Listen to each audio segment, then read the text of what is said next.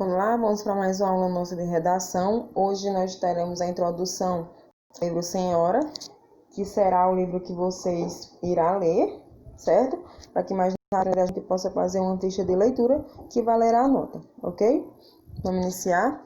Aqui é o nosso sumário do nosso estudo, certo? Aqui são as características gerais da obra.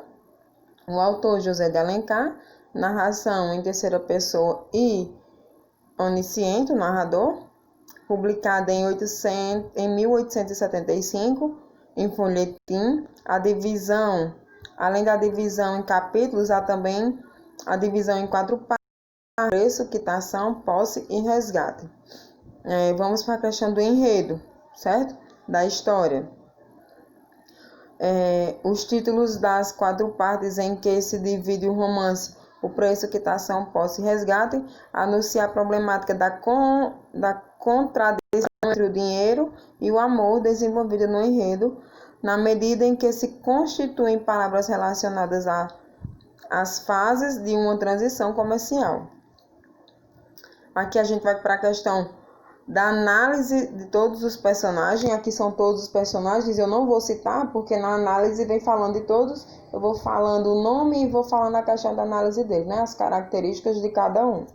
Vamos lá. Aurélia Camargo, ela é dominadora, determinada, caprichosa, carinhosa, educada, fria, elegante, delicada, informada, charmosa, bela, inteligente, experiente, controlada. Fernando Seixas é fino, nobre, elegante, educado, extremamente inteligente, interesseiro, iludido e ganancioso. Adelaide, conquistadora, sedutora, apaixonada, segura, confiante, falsas aparências, fútil e caprichosa. Mariquinha e Nicota Seixas, amorosas, cuidadosa, ciumenta, carinhosa, iludida, apesar de ser consciente. Doutor Torquato Ribeiro, bom, desatento, apaixonado, amigo, fiel, humilde. Lemos, interesseiro, frio, calculista, determinado, dissimulado, conquistador, educado, trabalhador ou não. Firmina, educada, cuidadosa, carinhosa, amorosa, dedicada, atenciosa. Pedro Camargo, covarde, amoroso, atencioso, cuidadoso, persistente, batalhador, companheiro, amigo. Emily Camargo, carinhosa, amorosa, atenciosa, cuidadosa, trabalhadora, persistente, superprotetora, amiga, companheira, dedicada. Agora vamos falar do espaço. Quanto ao presente, podemos relacioná-lo ao lado cosmopolita, refinado, europeu do romance, cujo cenário e espaço, e a cidade fluminense, em várias passagens criticada pelo narrador por sua submissão aos costumes estrangeiros. O espaço central da narrativa é o bairro das Laranjeiras, situado no Rio de Janeiro. A história se passa na segunda metade do século XIX, em que a sociedade vivia de aparências e o casamento arranjado era muito comum naquela época. Podemos ter como exemplo de constitucionalização desse espaço geográfico na página 4, da primeira parte. Seriam 9 horas do dia, um sol ardente de março esbartece nas venezianas que vestem as sacadas de uma sala nas Laranjeiras. A luz, coacada pelas verdes empanadas, debuxa com a sua suavidade no limbo o gracioso busto de Aurélia sobre aveludado escarlate do papel que forra o gabinete. O tempo. Em termos de tempo, nós podemos destacar 2 contrapontos aí. No livro, entre o passado, que ele corresponde à segunda parte, que é a quitação, e o presente, a qual estão mais diretamente ligadas às outras 3 partes, assim passando Assim, o passado ele vai se associar com a cor local, na medida em que nele se predomina a pobreza de Aurélia, com ela a provincianismo e o acabamento, a brutalidade e singela e simples.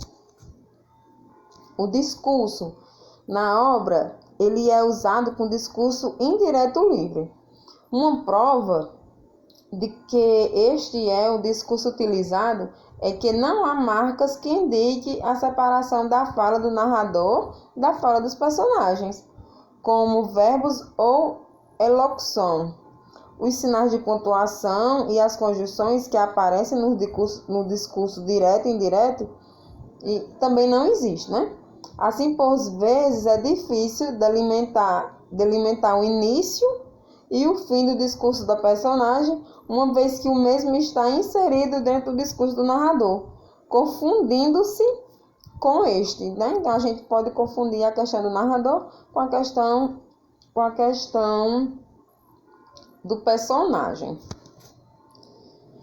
Podemos encontrar o discurso indireto e livre na página 4 da primeira parte, em meio a um diálogo de Dona Firmina e Aurélia, que vem assim: Franca, mais do que eu sou, menina, se é o meu defeito, a moça hesitava.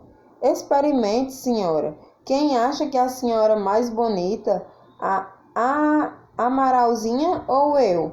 Disse afinal Aurélia, empalidecendo-se de leve. Ora, acudiu a viúva a rir. Esta zombando Aurélia, pois a Amaralzinha é para se comparar com você? Tá vendo que a gente não sabe diferenciar, né? Onde começa o início do autor, que está, do narrador, e do personagem que está a falar.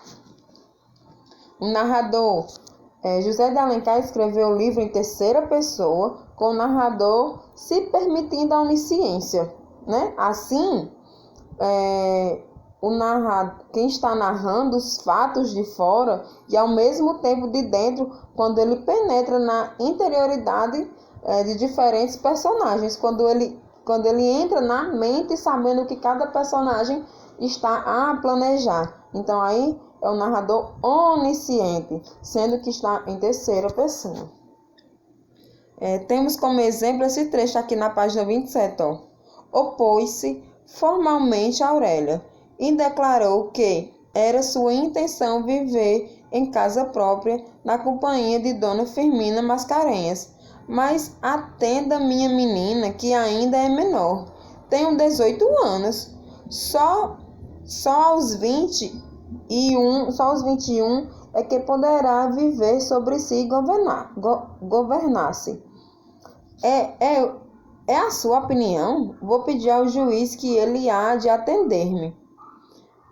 À vista desse tom positivo, o Lemos refletiu e julgou mais prudente não contrariar a vontade da menina.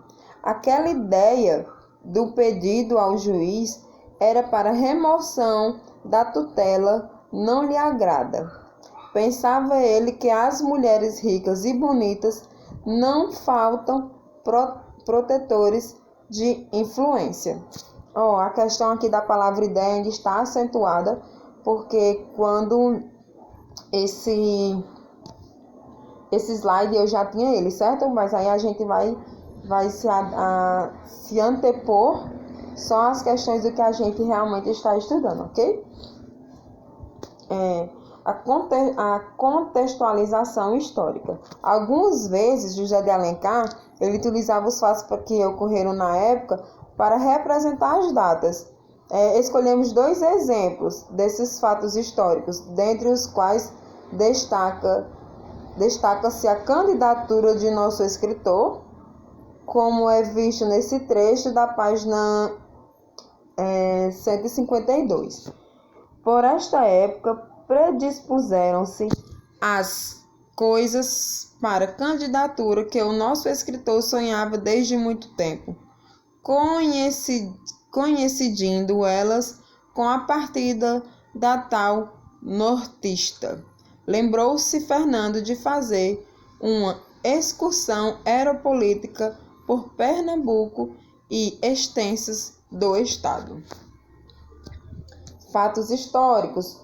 Outro fato histórico usado por José de Alencar nesta narração é a Guerra do Paraguai, como é percebido neste outro trecho aqui, ó. A formosa mulher atravessava a sala pelo barco do general Barão do T, que, para não desmentir o seu garbo marcial, fazia naquele momento de heroísmo superior ao que mostrava na Guerra do Paraguai, onde havia sido um meio baluarte. Aí é outro fato histórico. Aí aqui é falando sobre o José de Alencar, né? Que ele é nascido em 1829, falecido em 1877, foi romancista, dramaturgo, jornalista, advogado e político brasileiro. Foi um dos maiores representantes da corrente literária indianista, certo? O regionalismo presente em suas obras abriu o caminho para outros sertanistas preocupados em mostrar o Brasil rural. José de Alencar também criou uma literatura nacionalista, onde ele evidenciava de maneira a sentir e pensar tipicamente como os brasileiros, né? E aqui a nossa conclusão, que esse fenômeno deveria ter razão psicológica, de cuja investigação nos abstermos, porque o coração, ainda mais do que a mulher, é ela toda representada ao caos do mundo moral. Ninguém sabe que maravilhas ou que monstros vão surgir desses livros, certo? Porque aqui a gente está estudando na perspectiva visando a mulher, certo? Essa foi a conclusão que nós tiramos, que vocês também irão tirar, vocês irão ver quando vocês estiverem lendo, ok? É uma bela leitura, tá bom?